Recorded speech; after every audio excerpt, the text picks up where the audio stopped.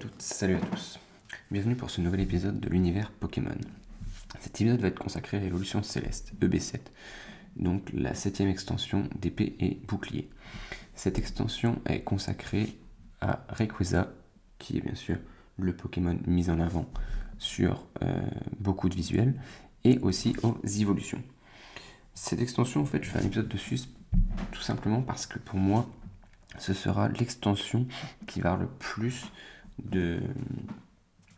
d'intérêt dans tout épée et bouclier. Donc on enlève bien sûr Célébration, qui est sur les 25 Pokémon, qui sort en octobre 2021, qui va être une sortie spécifique juste aux 25 Pokémon avec des cartes qui vont être remises au goût du jour et de nouvelles cartes, mais je parle bien d'extension indépendante de tout événement.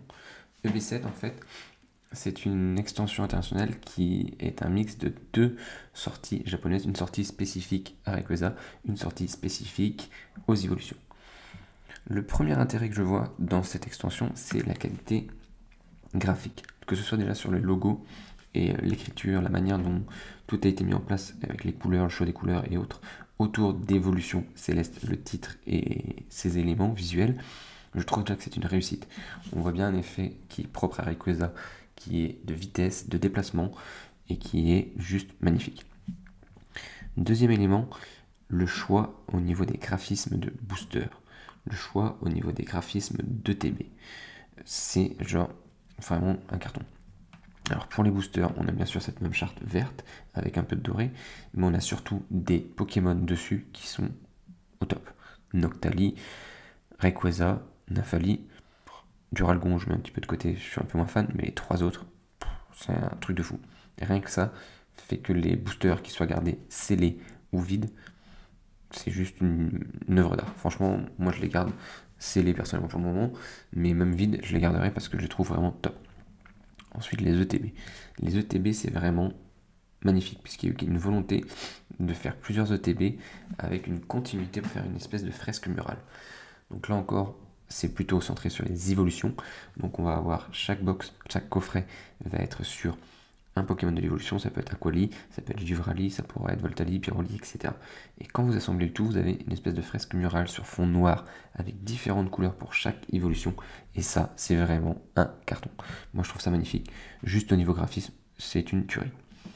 Petit aparté, en plein milieu de l'épisode, je vous remercie beaucoup pour votre soutien de plus en plus régulier et de plus en plus fort sur tous mes réseaux, Instagram, Twitter, TikTok, YouTube, Twitch, n'hésitez pas, il y a de plus en plus de nouveautés qui vont arriver avec des lives de plus en plus récurrents.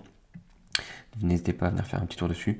Et sur YouTube, la cloche, n'oubliez pas de souscrire sur les podcasts. Merci de continuer à écouter, de parler autour de vous.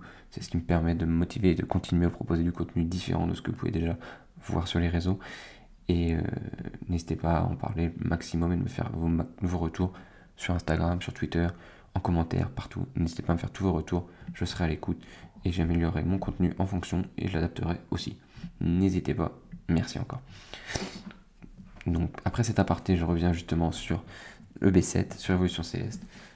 En plus du packaging que je vous dis très cohérent et de l'image de cette extension que je trouve fantastique, ce qui a été mis à l'intérieur est encore plus fou. On retrouve le même système d'échelle, je dirais, de cartes, en commençant par les dresseurs, les énergies, les communes, jusqu'au VMAX, Secret, Alternative, etc. Mais le choix des Pokémon est genre volontairement bon. On a du Leviator, on a du Dracolos, on a du Suicune, on a bien sûr tout Rayquaza et les évolutions, pardon. Du coup, vous avez un ensemble, un panel qui donne vraiment envie de collecter ne serait-ce que 20, 30, 40 cartes, même si certaines sont différents aspects de la même carte, mais c'est fantastique. Vous avez du VMAX pour Leviator, vous allez avoir un V pour Suicune qui est vraiment magnifique, vous allez avoir un Dracolos V alternatif qui est assez classe aussi, donc rien que ça, qui sont un peu plus faciles à obtenir que des VMAX, que des Secrets, que d'autres alternatives, vous donne envie d'acheter, et cette fois on voit bien d'ailleurs sur le marché que les gens ne veulent pas acheter juste quelques boosters, quelques duo packs ou tripack, les gens veulent des ETB. Effectivement il y a l'aspect Pokémon qui est un petit peu qui a un engouement qui est énorme depuis un an et qui fait que d'augmenter, mais quand on voit Reine de Glace pas eu cette perte, comment dire, cette perte de stock aussi rapide. On voit à quel point Évolution Céleste est intéressant et parle aux fans de la série, de la saga et de la franchise. Alors pour vous faire un petit détail sur les cartes, quand vous voyez les VMAX, le Voltali, le Givrali, vous voyez déjà toute leur grandeur. On ne le ressent pas sur toutes les cartes. Le Dracofeu VMAX, on voit qu'il est grand, mais cette vue en contre-plongée, c'est pas forcément ce que je préfère.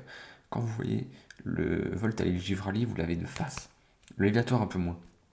Mais même le Pyroli, vous voyez justement que le Pokémon est grandi, est beaucoup plus important. L'infali, pareil, c'est vraiment quelque chose. Et là, vous dites que la VMAX, elle prend toute son ampleur. Vous voyez l'effet de Dynamax, justement, d'épée bouclier. Donc je trouve que là, c'est encore mieux réussi qu'avant. Sur le Pikachu, sur le Voltaire éclatant, il était bien réussi, j'avoue.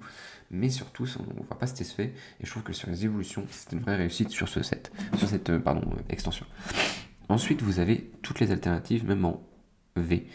Donc quand vous avez le Noctali qui domine la rue et les Pokémon sombres, le Givrali dans la neige, le Nymphali qui se balade sur les stagiaires, franchement, c'est juste déjà top. Vous voyez, en fait, l'avantage des évolutions, c'est qu'elles sont très naturelles, au sens propre du terme, proches de la nature, de l'environnement. Donc si vous les mettez dans leur contexte, ça nous fait quelque chose qui est vraiment cohérent, joli, et qui donne envie d'être collectionné, clairement. Vous nous sortez des cartes comme ça en jumbo Pokémon, si vous le faites, en édition spéciale à un moment donné, carton. Je vous annonce que moi je le prends, je le mets en poster chez moi, c'est sûr. Des jumbo limités, ce sera un carton. Vous avez même la V alternative de Rayquaza qui est vraiment stylée avec Amaryllis. C'est vraiment cool. Amaryllis en plus qui est sous-connu et sous-coté dans le milieu Pokémon, qu'on voit un petit peu plus via Pokémon Masters, mais qu'est-ce que c'est classe. Après vous passez aux VMAX alternatives. Alors là on passe encore au niveau au-dessus. Je crois qu'on n'a jamais atteint un niveau aussi beau et aussi rare dans le Pokémon Trading Card Games TCG. Vous avez le Rayquaza VMAX alternatif qui se balade à travers les monts, plein milieu de la nature. Franchement, rien à dire, c'est propre. On voit les petits effets roses nuages de Dynamax. C'est vraiment nickel, ça donne envie. On s'y sent, franchement on s'y sent. Si la carte était à la taille du VMAX, comme je dis un jumbo ou plus grand, ça ne choquerait pas. Parce que je pense que même à taille réelle, elle est trop petite la carte pour voir ce genre de détails. Vous avez le Noctali qui joue avec la lune, qui est tellement grand en haut de sa tour, on pourrait presque penser qu'il peut aller toucher la lune. Cet effet-là, en fait, cet effet de distance, d'échelle et de proximité, grand bravo, grand bravo. Nymphali au milieu de la nature, et puis les plus beaux, on a vraiment le Givrali et l'Infali qui sont aussi autour de tout ce qui est bottes de paille dans la campagne ou autour de la glace. Franchement, rien à dire. Moi, je trouve que la plus grosse réussite de cette extension n'est pas que le choix des Pokémon et des thèmes, qui est déjà un très bon choix, mais aussi tout ce qui est autour du graphisme. Comme je dis, que ce soit le logo, que ce soit la charte couleur graphique, que ce soit les visuels boosters ETB qui sont encore au-dessus. Et alors, je parle même pas de tous les visuels cartes qui ont fait un carton dès qu'ils ont été annoncés internationalement depuis les visuels japonais. C'est mind-blowing. C'est franchement un truc de fou. Donc, je voulais justement faire cette vidéo pour dire que ça faisait un petit moment qu'on n'avait pas eu des cartes d'une qualité graphique aussi importante, avec un ensemble aussi cohérent autour de cette extension. Et franchement, je pense que dans les semaines, mois, années à venir, cette extension marquera les collectionneurs et les records. On en reparle, on ressort la vidéo dans 1, 2, 3, 4, 5 ans, et vous verrez qu'elle fera beaucoup parler d'elle. Moi, je pense que si vous deviez investir, c'est pas un conseil. Il y a une réflexion à faire autour de cette sortie. À vous de voir. C'est difficile de s'en procurer actuellement, mais à vous de voir. N'hésitez pas à me faire vos retours, à me donner vos avis en commentaire sur les réseaux ou autres, et on pourra échanger dessus. Mais pour moi, Évolution Céleste, c'est quelque chose que Pokémon n'avait pas fait depuis longtemps, et on a passé encore un cap. Et je pense que ça continuera. A bientôt, merci à tous.